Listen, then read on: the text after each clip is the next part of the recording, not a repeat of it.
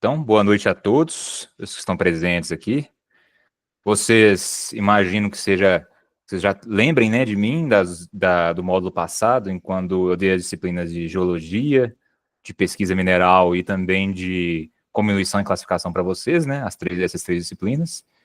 Neste módulo, eu vou lecionar para vocês a disciplina de lavra de minas, que é o principal foco do curso técnico de mineração. Imagino que todos que estão querendo formar, né, nesse setor, nessa área, buscam um dia trabalhar em uma mineradora, que é uma das fontes mais rentáveis que nós temos para um técnico de mineração trabalhar, né? Uma das melhores oportunidades de emprego que nós podemos ter. E a Lavra de Minas vai explicar, né, vai ensinar para vocês todos aqueles setores, aquelas áreas principais que cabem à mineradora trabalhar, né, para a extração do minério. Então, a Lavra de Minas ela é focada exclusivamente na fase de desmonte, carregamento e transporte de material, e a Lavra de Minas ela só termina quando começa o trabalho do beneficiamento, que já é na usina. Então, a Lavra de Minas abrange tanto a parte de identificação e classificação, análise de rochas, né? E também a parte de retirada do minério do maciço rochoso em si. Então, é um setor, é uma disciplina, né? Uma área das ciências que vai necessitar de conhecimentos de todas as disciplinas do setor de mineração já passadas. Então, você tem que ter um conhecimento bom de geologia, conhecimento bom de mineralogia, conhecimento bom de pesquisa mineral, tudo isso para que você consiga compreender bem o que é que acontece no processo de lavra de minas. Então, espero que vocês tenham conseguido absorver uma quantidade considerável de conhecimento no módulo passado, que agora vai ser a aplicação disso de forma bem focada no setor de mineração. Então, vou apresentar aqui, deixa eu colocar a apresentação para nós.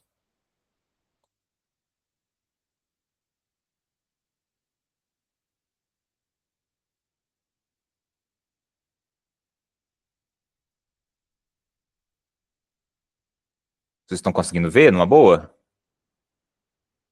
Quem não estiver conseguindo ver, me avisa. E aí, a gente pode fazer igual no módulo passado, né, que eu comentei com vocês. Vocês não precisam nem levantar a mãozinha aí, não. Pode já falar por cima de mim mesmo, porque enquanto eu estou apresentando aqui, eu não consigo ver a mão e não faz barulho nenhum para mim. Então, se você tiver alguma dúvida, já pode me cortar mesmo, e é melhor do que deixar passar demais do momento e a pessoa esquecer daquela dúvida que ela tinha, certo? Então, começar com a introduçãozinha aqui com relação à mineração em si, né, que é a essência principal aqui do nosso curso, e também com a história e a aplicação da lavra de minas e dos métodos que o ser humano já aplicava na antiguidade para fazer trabalhos com os bens minerais. Então, a agricultura e mineração são as atividades básicas mais antigas da nossa civilização. As duas, elas andam juntas. Mineração para a obtenção de ferramentas e utensílios, e agricultura para a obtenção de alimentos. A mineração é praticada desde tempos pré-históricos, com fragmentos de rocha sendo utilizados como ferramentas e utensílios. Então, o simples ato de você pegar um sílex em uma beira de rio para você fazer alguma ferramenta, ponto de flecha ou faca, já é uma atividade agregada à mineração. Você está utilizando de um bem mineral para dar valor para ele e dar utilidade para esse bem mineral. A evolução da tecnologia mineral acompanha a própria evolução da civilização humana. Então, aqui de exemplos, ó, em 450 mil a.C., fragmentos de rochas superficiais para utensílios eram utilizados pelos homens pré-históricos. Em 40 mil a.C., pequenas já são encontradas nessa época, né, pequenas escavações subterrâneas na África. Então, na África já haviam pequenas escavações para a extração de bens minerais nessa época. 5 mil a.C., os egípcios fragmentam rocha para com o uso de fogo. Então, os egípcios eles já utilizavam dilatação de rocha por superaquecimento para fazer desmonte de rocha muito rígida. Então, essa é uma tática que nós utilizamos até hoje para fazer fragmentação, desmonte a frio, que a gente chama. O desmonte a frio, ele não utiliza explosivos. Se você fizer um superaquecimento e resfriamento de uma rocha, o choque térmico pode fragmentar ela. Se você utilizar argamassa expansiva, A argamassa é uma argamassa que ela aumenta de volume muito rápido. Você pode fragmentar a rocha sem usar explosivos também. Então, tem várias táticas, vários métodos diferentes para se fragmentar uma rocha para facilitar o seu transporte. E os egípcios criaram os primeiros métodos rudimentares que nós temos para fazer esse tipo de desmonte. E em 4.000 a.C., peças fabricadas com metal, no caso, é o início da Idade do Bronze. Nessa época, nós ainda não conseguíamos fazer fornalhas capazes de alcançar temperaturas próximas de 1.500 graus. Então, nós não conseguimos derreter o ferro. Apesar de o ferro ser muito mais comum do que o cobre e o estanho, né, que são usados para fazer o bronze, nós não conseguíamos fazer aço ainda, por causa da nossa incapacidade de derreter o ferro. Mas nós conseguimos derreter o cobre, que tem um ponto de fusão menor do que 1.900 e pouco, e o do estanho, que tem por volta de 200, 300 graus Celsius de ponto de fusão. Então, o ser humano já conseguia fazer a fusão desses dois metais, e com uma mistura desses metais você obtém o bronze. Foi o início de um refino, de uma aplicação mais técnica dos bens minerais que a natureza nos apresentava. Até pouco tempo atrás, nós utilizávamos os bens minerais na forma quase que natural deles, com apenas algumas mudanças de forma. Em 3.400 a.C., a primeira mina conhecida, que era uma mina de turquesa, que é um fosfato de alumínio, e ela foi operada pelos egípcios do Monte Sinai. Então, uma das primeiras minas registradas assim, que você já tinha um emprego de conhecimento geológico rudimentar foi em 3.400 a.C. 3.000 a.C. teve a fundição de cobre com carvão pelos chineses e também o uso de peças de ferro pelos egípcios. Então, os egípcios já começaram a pensar novamente em formas de aplicar e processar o ferro para tornar ele mais utilizável no dia a dia deles. 2000, já tem registros de artefatos de 2.000 a.C. no Peru, feitos de ouro, ou seja, esse ouro já foi extraído de algum local, provavelmente no fundo de rios e alguns lagos também. Então, o ser humano já começou a aplicar e moldar o ouro para utilização em forma ornamental. Em 1000 a.C., já começa-se a utilizar o aço, que foi revolucionário para a humanidade. É um dos pontos mais importantes da humanidade, esse aqui, de 1000 a.C., porque sem o aço, nós nem estaríamos aqui. Tudo nosso, hoje em dia, é baseado na nossa capacidade de processar e utilizar o aço. Quase todos os materiais que nós utilizamos são alguma variação de aço inox, aço nióbio, vários tipos de aditivos que nós colocamos no aço mudam a propriedade dele para uma aplicação específica dentro da ciência. Então, é impossível ter 1% da nossa tecnologia que nós temos hoje, se não fosse por causa da nossa aplicação e nossa capacidade de entender e processar o aço. Em 100 a.C., já existia uma próspera indústria de mineração em Roma. Roma, como todos nós sabemos, né, foi uma das maiores potências mundiais que já existiram no planeta Terra. E eles desenvolveram várias tecnologias. E a mineração também foi muito aplicada por eles, porque sem mineração você não tem obtenção de materiais para desenvolvimento de novas tecnologias. Então a indústria bélica romana dependia muito da mineração, assim como a agricultura também, que já tinha essa aplicação de alguns fosfatos, obtenção de carvão mineral, extração de aço, de ferro para fazer aço, gemas, pedras preciosas, metais preciosos como o ouro e a prata. Então a mineração nessa época estava numa época de ouro dela, estava no momento que ela estava completamente engrenada, devido à grande utilidade dela e ao grande conhecimento que a humanidade já tinha nessa época. Em 122 depois de Cristo, começou a se utilizar o carvão mineral na atual Inglaterra pelos romanos. Então os romanos descobriram na Inglaterra grandes depósitos de carvão mineral de altíssima qualidade e eles começaram a extrair eles para a fabricação de aço, utilizando esse carvão. 1424, agora já considerando o Novo Mundo, né, que são as Américas, tem esse registro da primeira mina em Cuba, e ela foi operada pelos espanhóis. Em 1600, tinha-se mineração de ferro, carvão, chumbo e ouro no oeste dos Estados Unidos. Aquela campanha que foi feita na época da colonização dos Estados Unidos, com a viagem para o oeste deles, né, A intenção dos colonizadores dos Estados Unidos era expandir para o oeste, já que eles chegaram na costa leste, e, no meio desse caminho, buscar recursos naturais para se enriquecer. E os principais recursos minerais, além do ouro, que era o foco principal deles, era o chumbo, para a fabricação de munição, por causa da quantidade vasta de armamentos que eles utilizavam nessa época. Em 1716, fundou-se a primeira escola de minas na Europa. Então, até esse momento, não se existia uma disciplina formal para se trabalhar com mineração. Era tudo na base da experiência ou das pessoas que já tinham algum hábito de trabalhar naquele setor. Então, em 1716, surgiu a primeira formalização de uma disciplina com o intuito de ensinar novas pessoas a trabalhar com bens minerais. Em 1867 surgiu a dinamite, que foi inventada pelo Nobel, que fundou o Prêmio Nobel, né? E a principal aplicação da dinamite foi na mineração para fazer desmonte de rocha.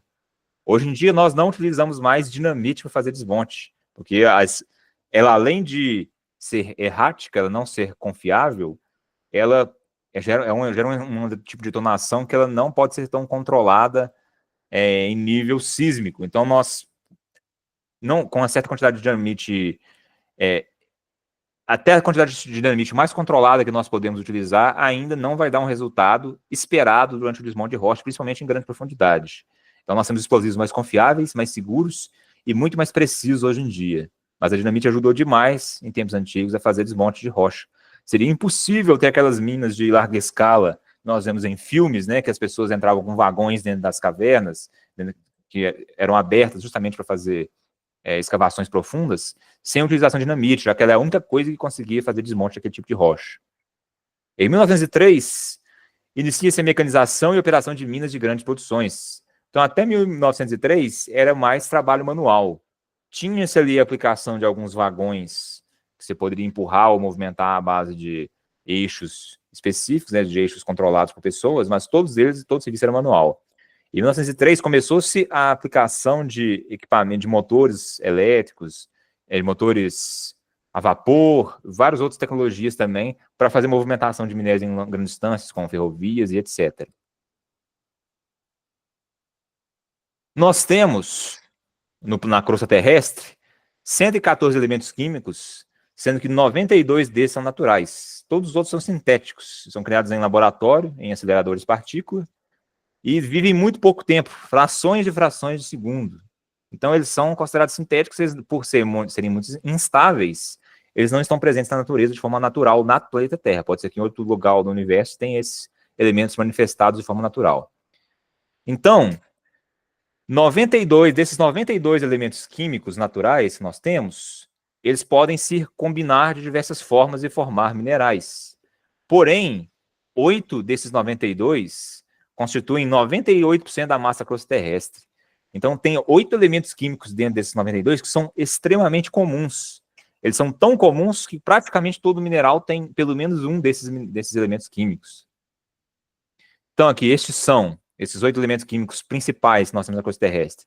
O oxigênio, que é o elemento químico em maior abundância na crosta, e também ele ocupa uma porção grande da atmosfera.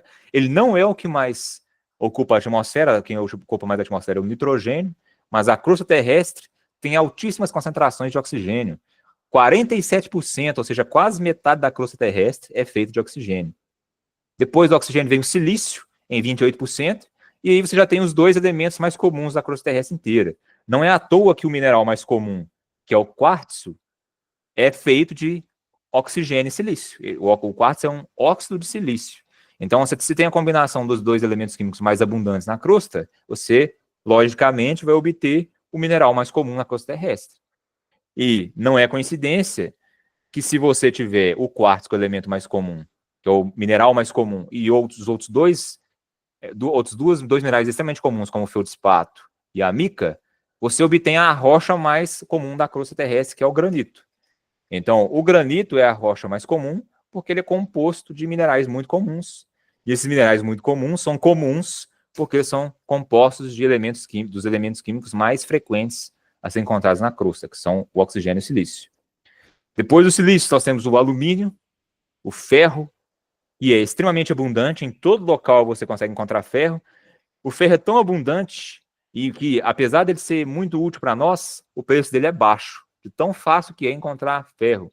Para você abrir um empreendimento minerário trabalhando com ferro, você tem que ter uma concentração muito acima da curva, igual, né, eu expliquei para vocês em pesquisa mineral, né? Que são as anomalias. Você tem que ter uma anomalia muito grande de ferro para que você consiga trabalhar com ferro de forma rentável, de tão comum que ele é na crosta terrestre.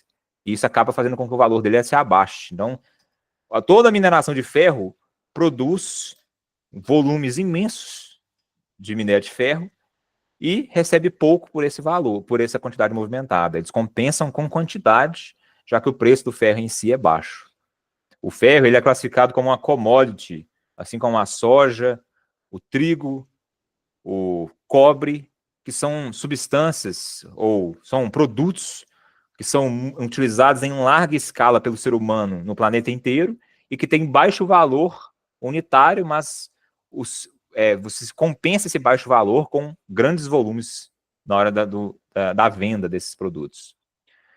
Você tem o sódio, o magnésio, o potássio e o cálcio. Quase todos os minerais que nós temos, são 2.200 e poucos, são compostos, tem pelo menos algum desses 8 aqui, ó. Os minerais extremamente raros são os que não têm esses 8 aqui em sua composição. A combinação desses elementos entre si com outros, menos frequentes, formam os minerais que são em torno de 2.000 variedades diferentes.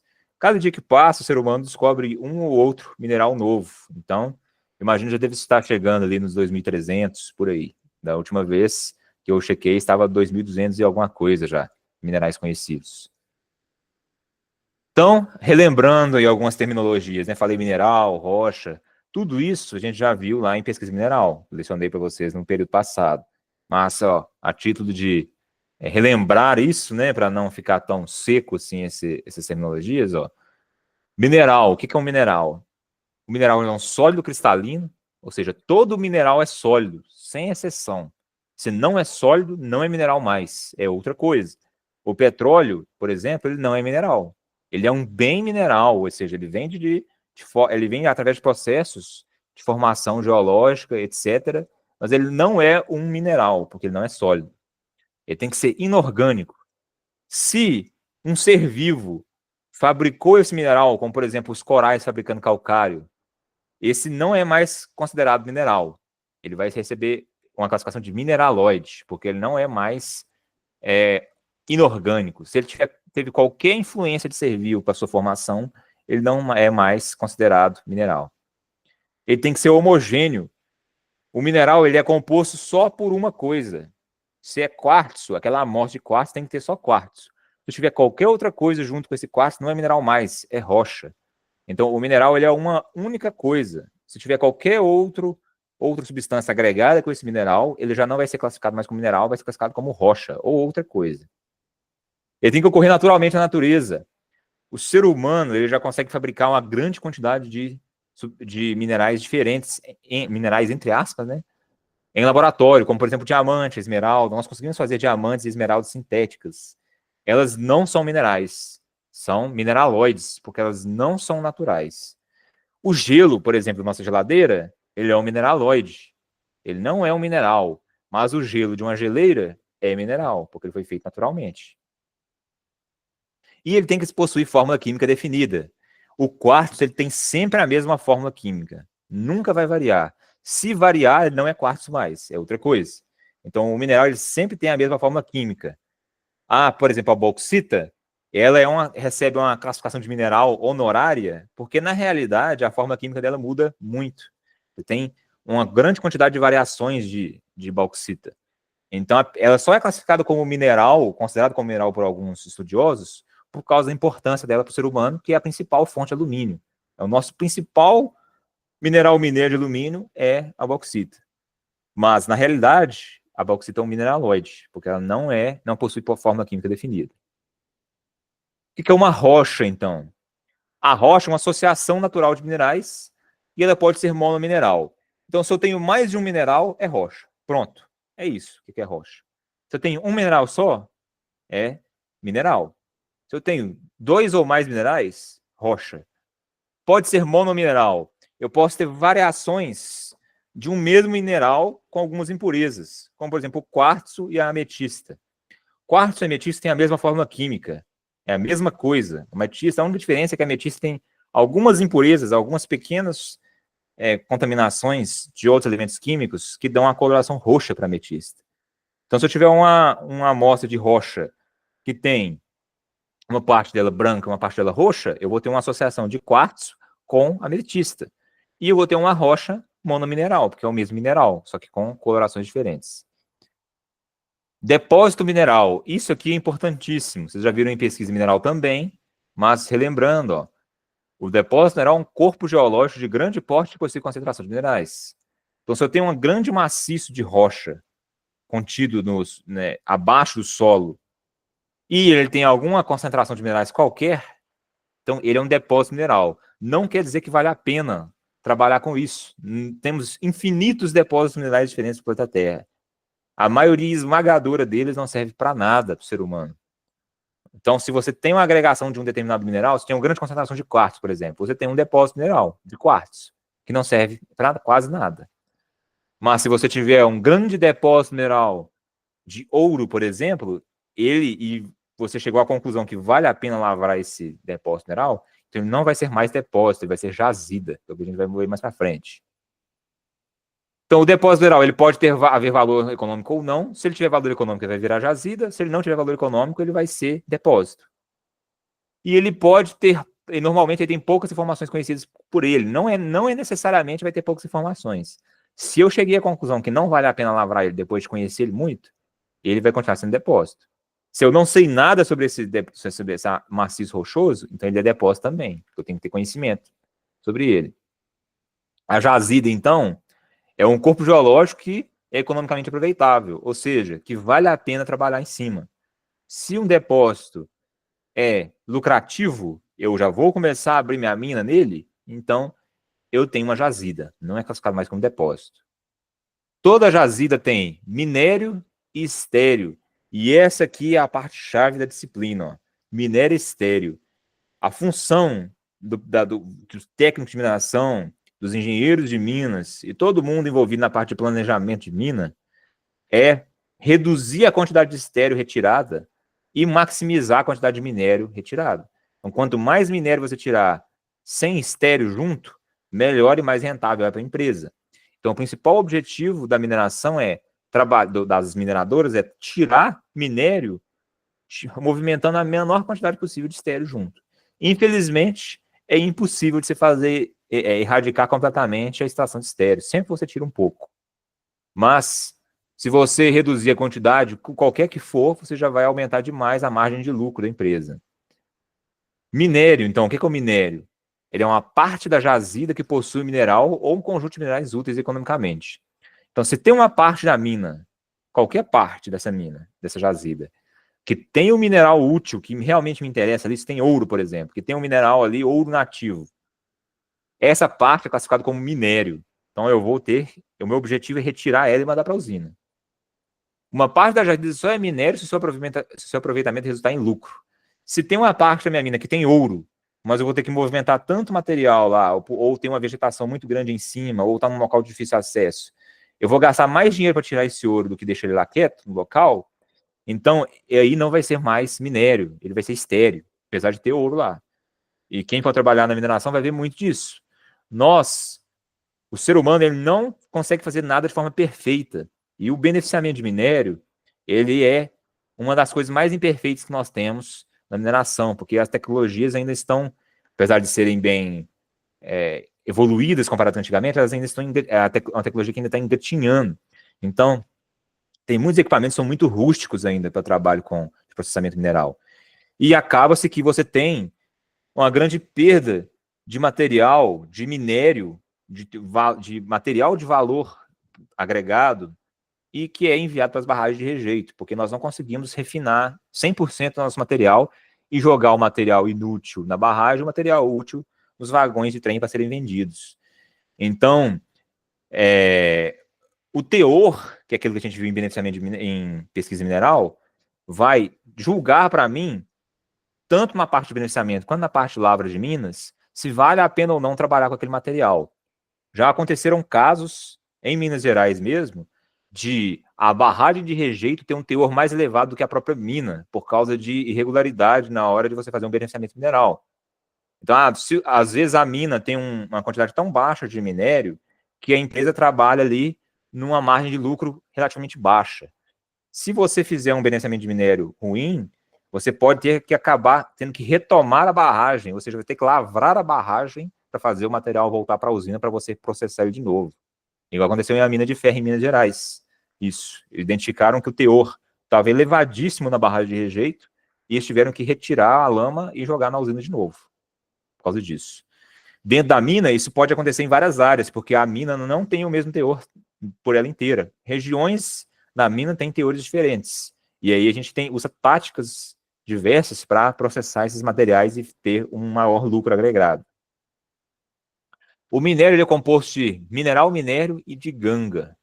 O mineral minério é o mineral que me interessa. E a ganga é todo o mineral que não serve para nada, que eu vou tirar ali junto. Então, em uma mineração de ouro, como exemplo, né, que eu estou utilizando já, vou continuar utilizando esse exemplo, o ouro pode vir agregado com vários outros minerais juntos. Se eu tiver uma intrusão de quartzo ali naquele depósito mineral, por exemplo, pode ser que eu tenha, à medida que eu for tirando o ouro, eu tire quartzo também. O quartzo, como ele não tem valor econômico para mim, ele é ganga. Eu vou fazer de tudo para separar ele do ouro. E o ouro, que é o meu foco, é o meu mineral minério. Se eu estiver trabalhando com minério de ferro, o meu mineral minério, o mineral minério mais usado no mundo, mais extraído para retirar ferro, é a hematita. A hematita, então, ela sempre vai ser meu mineral minério. Todo o resto que vem agregado com a hematita, eu vou considerar de ganga. Eu vou fazer de tudo no beneficiamento mineral para separar a hematita da ganga, todo o material que estiver agregado junto com ele. Não é a nossa função na lavra. Nossa função na lavra é tirar o minério e mandar para a usina. Nós não vamos fazer essa separação de mineral minério para ganga. A função disso é do beneficiamento. O mineral minério, então ele é o mineral economicamente aproveitado minério, e a ganga é o conjunto de minerais, ou seja, qualquer tipo de mineral ali que não tiver valor econômico nenhum. Se tiver outro mineral de valor também, que eu não quero desperdiçar, porque ele é valioso, igual a prata, que costuma vir junto com o ouro, eu vou ter um subproduto. Então, algumas minas tiram ouro e como vem um pouco de prata agregado, eles logicamente não vão jogar fora aquela prata. Eles pegam e revendem a prata também. O estéreo, então, é todo o resto, aquela parte da jazida que não possui valor econômico. Ele é deixado no local ou estocado no local apropriado. Então, se eu cheguei à conclusão que aquela região ali não vale a pena economicamente lavrar, eu vou abandonar aquela parte. Ela vai ser considerada como estéreo. Então, o estéreo, tudo aquilo que está em volta da mina é automaticamente classificado como estéreo. A lavra, então, o que é a lavra? É o ato, processo ou o trabalho de extrair substâncias minerais ou fósseis. Então, se você tirou uma substância mineral do chão, você já está fazendo lavra. Inclui transporte para o ponto de processamento ou uso. Então, a fase de transporte, carregamento e transporte também está dentro da parte de lavra. Então, é a responsabilidade de quem estiver lidando com a lavra. E busca sempre extrair o máximo de minério e excluir o máximo de estéreo possível. Isso aqui é a essência da mineração. Você nunca vai tirar estéreo sem necessidade. Você sempre vai minimizar a retirada de estéreo e fazer de tudo para tirar o máximo de estéreo possível.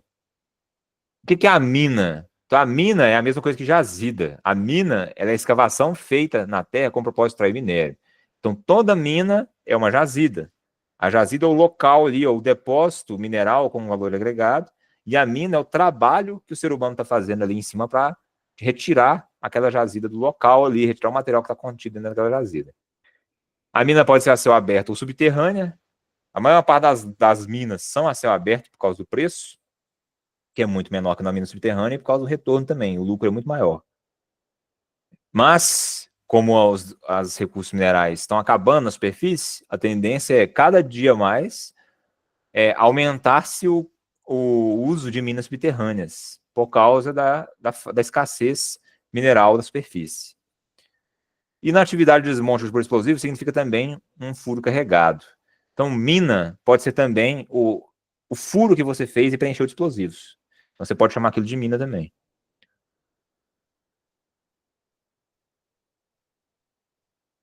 A mineração inclui também as atividades de descobrir e avaliar os depósitos minerais. Então, o ato de você achar o depósito mineral, descobrir esse depósito mineral e depois avaliar ele, também está dentro da área de mineração, não está dentro da área de lavra. Isso aqui está dentro da área de pesquisa mineral. Mas é impossível você executar a lavra sem fazer esse trabalho de pesquisa e avaliação antes. Diferentes técnicas são aplicadas para a extração de cada material utilizado por nossa civilização. E a seleção do método de lavra considera resultado econômico, recuperação, características geológicas do depósito e também a preservação do meio ambiente. Então, para você pensar na forma de você extrair lavra, e vocês vão ver que tem vários métodos diferentes de você trabalhar com lavra, de fazer extração de minério diferente do local, você vai escolher aquele que se encaixa melhor dentro desses tópicos aí apresentados. Você vai ter que, logicamente, abrir mão de algum, ou reduzir, né, seu foco num desses tópicos aí, mas você vai ter que levar em consideração eles sempre, antes de você iniciar seu trabalho de mineração.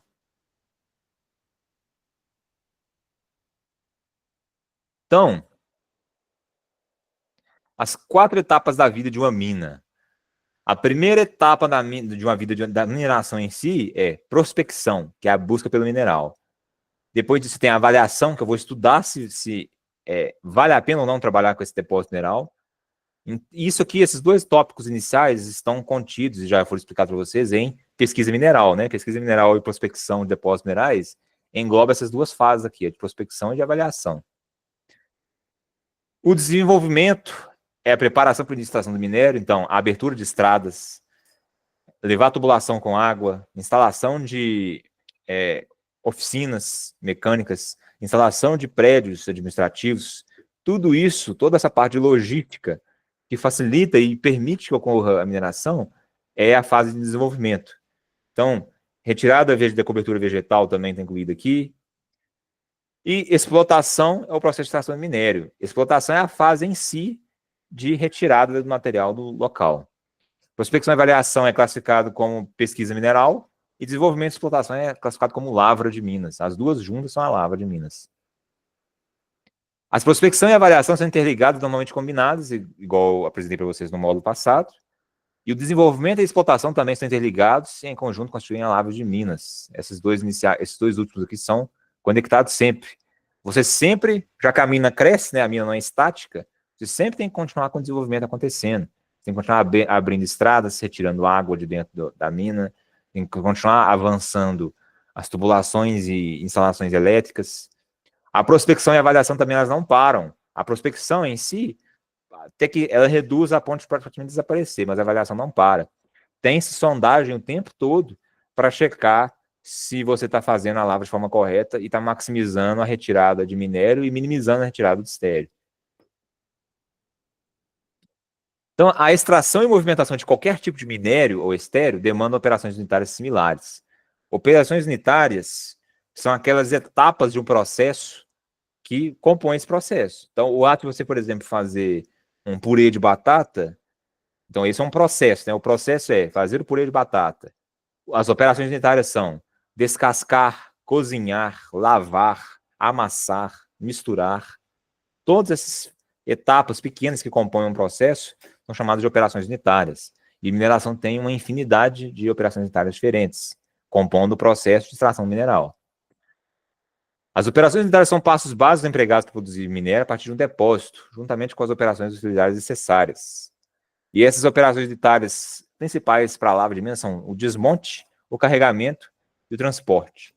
Desmonte é você provocar a fragmentação de um determinado maciço rochoso. Se você também tem uma rocha que não precisa usar explosivos, você vai lá com a escavadeira e retira o material só com a escavadeira mesmo. Você está fazendo desmonte, você está tirando ele do local que estava ali intacto na natureza. Então, você tem o desmonte por explosivos ou fragmentação, e você tem o desmonte natural por máquina. Esse desmonte que é feito utilizando um maquinário, ele depende de um material ser friável, que é o material friável é um material que ele é facilmente fragmentado, como, por exemplo, uma massa de argila, ou quantidades, um torrão de terra, por exemplo, isso tudo é um material friável, que você aplica uma pequena força e ele já se fragmenta. Se você tiver um maciço rochoso muito rígido, a escavadeira não consegue trabalhar e você vai ter que usar explosivo por causa disso. E o carregamento é o ato de você pegar o material e colocar no meio de transporte, vai utilizar, né, correia, caminhão, etc. E transporte é o deslocamento desse material até a área de beneficiamento. Somente 1% da superfície possui depósitos minerais com valor comercial. Então, da terra inteira, apenas 1% tem valor. O resto tudo é estéril. Apenas no século XX, consumiram-se mais recursos minerais que todos os séculos anteriores reunidos. Então, como foi uma época de bastante progresso industrial e tecnológico, acaba-se que você tem um consumo muito maior de material e esse material ele tem origem mineral, sempre. Então, a combinação de tudo que o ser humano fez até hoje, utilizando os minerais, não se compara com a quantidade com a consumo de recursos minerais que ocorreu no século XX. Desde o começo da Revolução Industrial, em 1780, a taxa de crescimento do consumo de minerais é de 5% por ano em média. Então, desde essa época, a mineração já está se desenvolvendo sem parar. E a tendência dela é evoluir cada vez mais. Esse é o tipo de setor da indústria que nunca vai acabar, porque nós sempre precisamos de recursos novos. Desde 1950, o uso de bens minerais tem aumentado mais que o dobro do aumento de uso de outras matérias-primas. E os minerais se encontram em lugares fixos da costa terrestre, e diferentemente dos produtos agrícolas, eles não podem ser reproduzidos ou substituídos. Então, é um recurso finito. Você consumiu aquele depósito mineral ali, acabou. Você não vai conseguir mais obter de outra forma. Eu peço, pessoal, só um instante. Deixa eu pegar uma garrafa d'água aqui para mim. Se vocês tiverem alguma dúvida também, vocês podem só perguntar.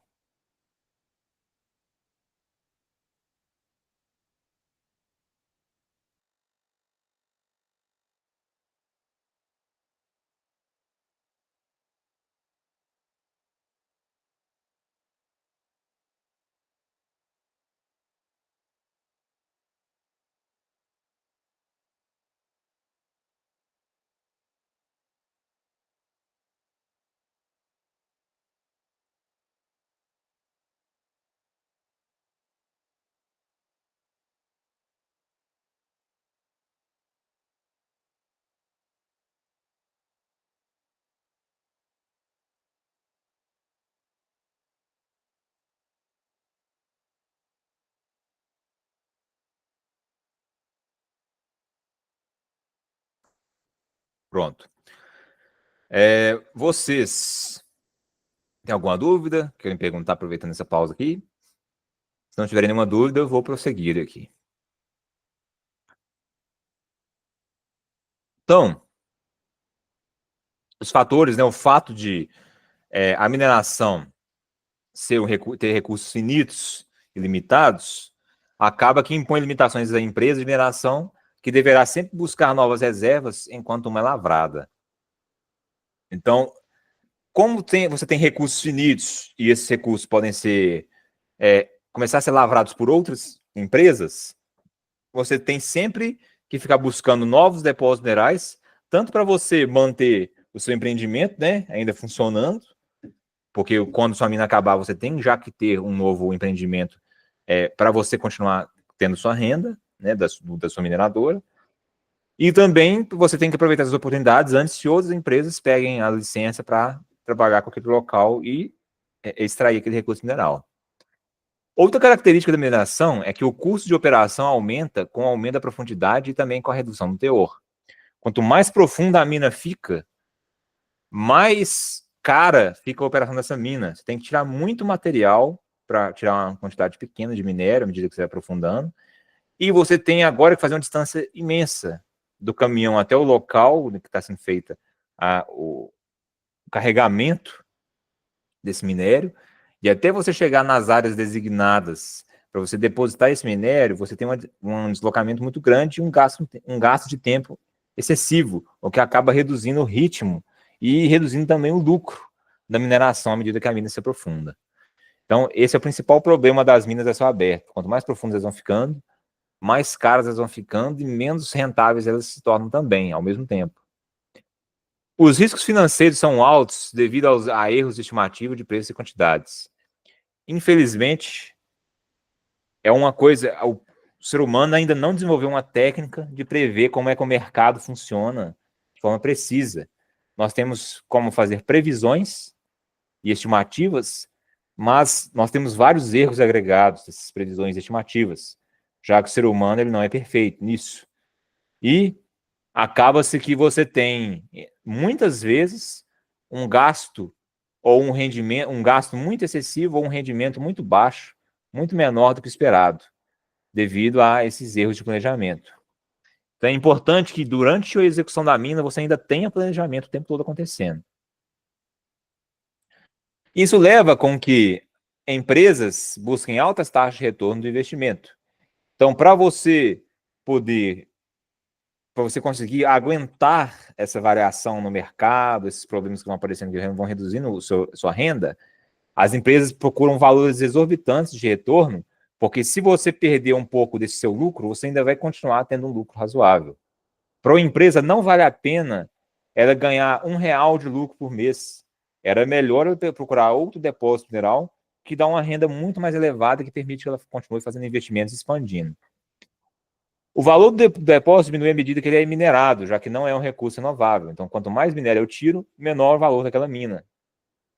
E é necessário maximizar o aproveitamento dos minerais.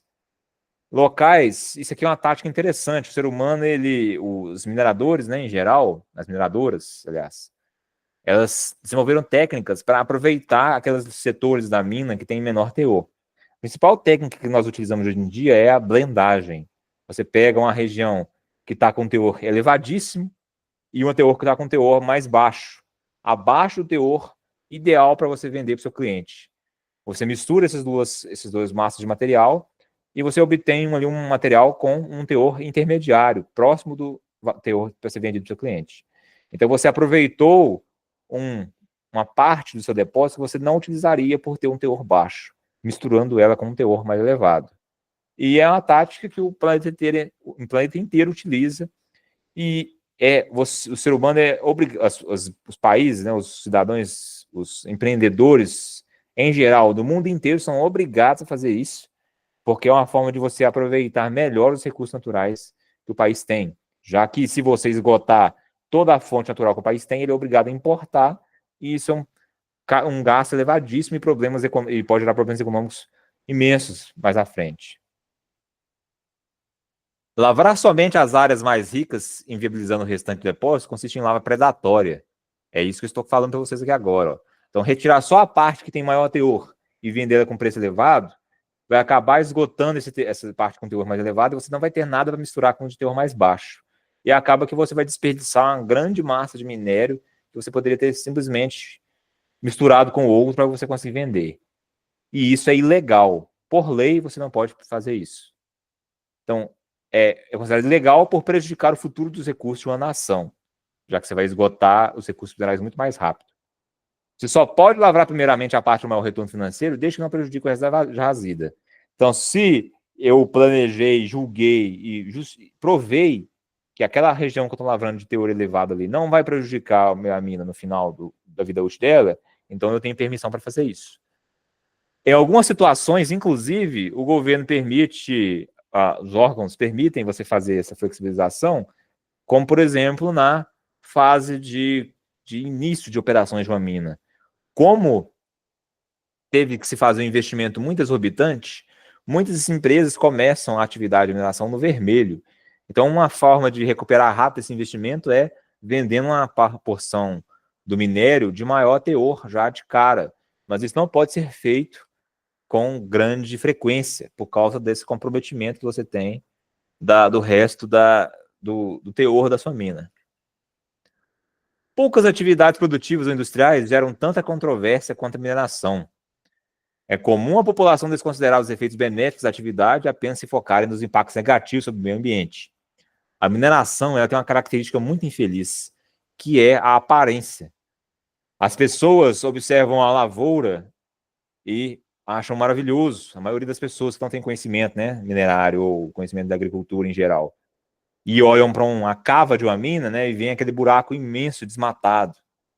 Das duas, a mineração ela é muito mais feia, e o aspecto estético dela gera um impacto muito forte nas pessoas que são leigas, mas o impacto da mineração costuma ser extremamente localizado naquela área, enquanto o impacto da agricultura, por exemplo, é devastador. Você vê ali as plantas verdes na lavoura e não percebe o impacto que elas geram, tanto no solo quanto na preservação da mata nativa daquela região. Então, tem lavouras, latifúndios imensos que destroem áreas gigantescas ambientais e que geram problemas catastróficos em determinadas áreas. E a mineração, por si só, o impacto dela costuma ser muito localizado naquela região ali, naquela área onde está ocorrendo a mina de fato. Lógico que nós temos exceções que aconteceram aí há pouco tempo atrás, né, como os rompimentos de barragem que destruíram áreas gigantescas, mas a ideia atual da mineração também é abandonar o uso de barragem. Muitos mineradores estão procurando meios mais caros, porém muito mais seguros, de você fazer a disposição do rejeito da sua usina. E nós temos, logicamente, que nós temos vários efeitos negativos além do aspecto visual. Poluição. Quando a mineração é feita de forma irresponsável, nós temos poluição dos solos, poluição das águas e do ar. Se o processo for feito de forma controlada e de forma responsável, você não tem esse tipo de contaminação. É impossível extrair minerais da terra sem mudança do ambiente natural. O ser humano precisa de minério, de minerais para fazer aproveitamento e avanço industrial, e sempre vai precisar.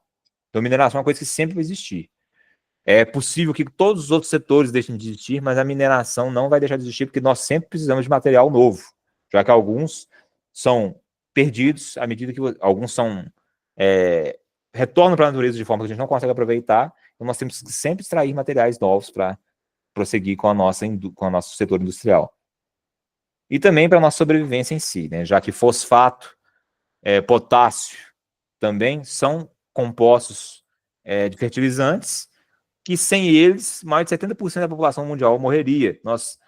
Com a nossa agricultura atual, sem fertilizantes, mais de 70% do que a gente consegue produzir não deixaria de existir, por causa da grande impacto que a agricultura tem nos solos. Então, você tem que ter sempre essa restauração através de fornecimento de nutrientes, para que você consiga produzir grandes lavouras. A mina requer estradas de acesso, energia e água, que é aquela fase de desenvolvimento que eu tinha falado para vocês. Em minas subterrâneas, as perturbações de superfície são menores. Mina subterrânea, como ela trabalha em grandes profundidades, se ela for feita de forma responsável também, você vai ter zero impacto na superfície. O impacto vai ser só alguns escritórios na superfície e a entrada da mina subterrânea.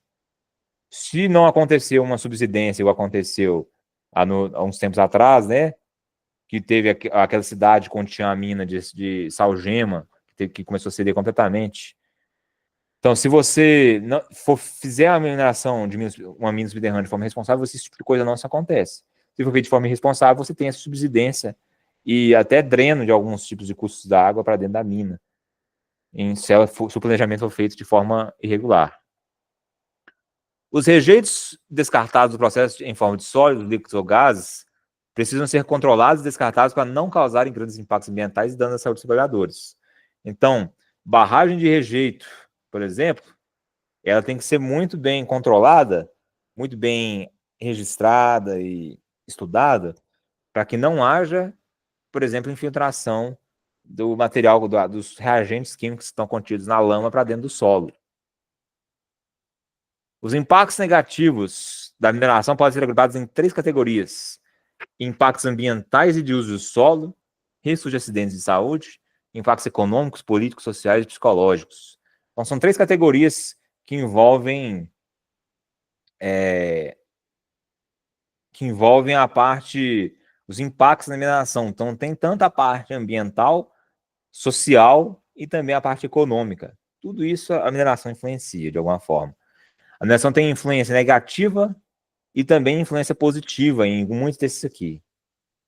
Mudanças no ambiente são normalmente os mais visíveis e possuem caráter físico, químico ou biológico. Normalmente, o que indica primeiro que está tendo algo de irregular acontecendo é o próprio clima. Ele avisa para nós, o meio ambiente avisa para nós que tem algo de irregular acontecendo ali por causa da atividade mineradora. E se acontecer qualquer irregularidade, isso tem que ser identificado e controlado para que não aconteça de novo. Exemplos que nós temos de impactos negativos, ó, perturbações na superfície, subsidência, né, que é a queda, o solo, a superfície ceder por causa da mina subterrânea, poluição da água e do ar, se o material, se os seus rejeitos e seus reagentes químicos não forem descartados de forma correta, consumo de recursos não renováveis, mas isso aqui não é bem um problema, né, já que nós estamos utilizando eles, nós não temos como utilizar esses recursos não renováveis de outra forma. Agressão a algumas espécies de seres vivos, tem certos seres vivos que só vivem em locais muito restritos do país. Então, abrir uma indústria minerária ali pode gerar afastamento desses animais. E isso pode ajudar a levar à extinção deles, porque eles vão ter que migrar da região que eles estão adaptados para regiões que eles não estão adaptados. E também o uso inadequado do solo, que entra bastante nessa parte de poluição. Se a mineração trabalha de forma irresponsável, você tem contaminação que é muito comum do solo e essa contaminação dificilmente sai dele. Riscos de saúde e acidentes normalmente incluem acidentes com detonações, que felizmente hoje em dia não acontecem com tanta frequência quanto antigamente. Detonações projetam partículas, né, fragmentos, cascalhos, em altíssima velocidade em todas as direções. Então, a chance de alguém ser atingido é muito grande se ela estiver operando na região próxima à detonação.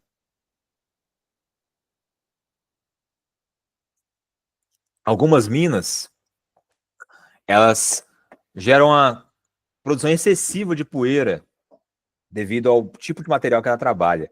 Bauxita, por exemplo, gera muita poeira, poeira de coloração vermelha, meio alaranjada, e polui demais as regiões próximas, onde tem a mina, esse tipo de mina. E se for um material que a população é sensível, ela pode acabar atropelando e atrapalhando a vida desse pessoal nessa comunidade próxima da mina, e pode levar a aparecimento de doenças crônicas. Contaminação com produtos químicos, normalmente acontecem na parte de disposição de rejeitos, na barragem, é a principal situação, mas o simples ato de pingar diesel de um veículo que está operando a mina já é classificado como contaminação por produtos químicos. E também acidentes típicos de trabalho. Mineração, como trabalha com veículos grandes, equipamentos muito robustos, em altíssima velocidade, máquinas muito potentes, grandes volumes de material movimentado, a chance de acontecer um acidente por dia ali é imensa. Todas as empresas hoje em dia tentam minimizar essa parte aqui, principalmente. Ó. Acidente típico gera um problema absurdo para qualquer mineradora. Então, as mineradoras todas têm programas internos para evitar acontecimento de acidente. E, por enquanto, é isto. Coloquei aqui no final desse slide 3 exercícios que eles mostram, assim, só para ter uma introdução, uma leve introdução de como é que a gente trabalha com algumas observações, com alguns tipos de situações na mineração. Então, tem problemas bem simples, são problemas de questões de cálculo econômico, e eu vou explicar brevemente para vocês, quem quiser fazer, a título de ganhar mais conhecimento, né, agregado, mas o importante que vocês tenham conhecimento é de que esse tipo de problema, de exercício que aparece aqui, é muito, muito simples comparado com o que a gente consegue, o que a gente realmente tem que trabalhar na mineração. Então, neste exemplo, ó, uma pedreira produz brita para a construção e a vende a R$ 15 por metro cúbico líquido. Então, sempre que ela produz brita, ela vende, para cada metro cúbico que ela vende, ela ganha R$ 15. O custo variável de produção é de R$ 8 por metro cúbico. Então, ela ganha R$ 15 e gasta R$ 8 para produzir. Então, no final das contas, aqui na realidade não seria líquido, né? Que é bruto. Então, no final das contas, o que ela tem de retorno é apenas R$ 7. Esse gasto variável aqui por metro cúbico pode ser, por exemplo, com combustível. Se você não produzir nada, você vai produzir 0 metros cúbicos, ou seja, você vai ter 0 de lucro. Mas você também vai ter 0 de gasto. Então, quanto mais você extrai, quanto mais metros cúbicos você vende, mais metros cúbicos você vai ter que, mais dinheiro você vai ter que pagar por metro cúbico também. O custo fixo da produção é de R$ 40 mil por mês. Esse custo fixo aqui é todo tipo de custo que pode vir agregado no final do mês, como, por exemplo, salários, aluguéis de equipamentos, arrendamentos de terra. Isso, o valor desses tópicos, desses itens que eu citei, não se altera com o passar do mês. Independente se você produziu ou não, você vai ter que pagar esse valor no final. Então, esse é o valor fixo por causa disso. Ele não varia de acordo com a sua produção. Se você produziu muito, muito bom. Se você produziu pouco, então você saiu no prejuízo. O objetivo aqui, nosso, é pagar essa conta de 40 mil no final do mês ou sobrar. Então tem que ser no mínimo 40 mil no mês para que você consiga sobreviver, fazer seu empreendimento mineiro sobreviver. Se você quiser fazer qualquer forma de investimento, então você vai ter que tirar mais, você tem que tirar mais material valendo R$7 por metro cúbico para conseguir passar de 40 mil por mês. E essa capacidade máxima de produção é o máximo que a mina consegue tirar por mês. Então, se a mina consegue tirar X metros cúbicos por mês, ela vai conseguir subir esse X até tirar 10 mil metros cúbicos no máximo, no caso dessa mina aqui. Determine o ponto de equilíbrio considerando produção igual à venda. Então, o objetivo meu é encontrar quantos metros cúbicos de minério que eu vou ter que movimentar, de brita, que eu vou ter que vender, para pagar essa conta de 40 mil no final do meu mês. Se vocês depois tiverem alguma dúvida, não vou fazer por causa do tempo escasso que nós temos aqui, mas se vocês tiverem alguma dúvida, vocês podem me procurar, que aí eu explico para vocês novamente através de mensagem. Eu vou tentar explicar da forma mais didática possível para vocês. Mas isso aqui é só para vocês terem uma ideia de alguns dos problemas envolvendo matemática que nós temos. Lembrando, turma, que mineração é exatas e não tem como você escapar de matemática. Se você escapar de matemática durante o seu ensino, você não vai conseguir escapar dela enquanto você estiver contratado. Porque uma das funções do técnico de mineração é fazer planejamento e fazer cálculo o tempo todo, de diversas formas diferentes. Recomendo também que vocês aprendam Excel, quem não souber ainda, e quem souber Excel, que aprenda formas avançadas de Excel. Se você não sabe inglês, é bom já ir procurando também aprender. A maioria dos softwares que nós utilizamos estão em inglês, não tem nem tradução para português. E empresas grandes, eles têm vários funcionários, várias pessoas de outros países que vêm fazer visitas com determinada frequência. Então, tem empresas que exigem você ter o conhecimento e saber falar inglês de forma, nem que seja entender o que uma pessoa está falando em inglês com você. Mas leitura em inglês é essencial. Todo mundo tem que saber ler inglês para trabalhar nesse setor. É impossível escapar disso.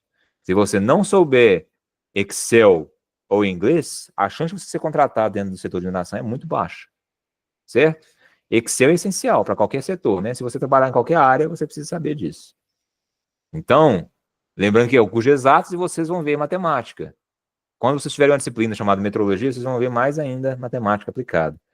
O curso de Lavras, infelizmente, nós não temos um tempo tão grande para ver tudo que acontece em Lavra de Minas, já que é uma área gigantesca.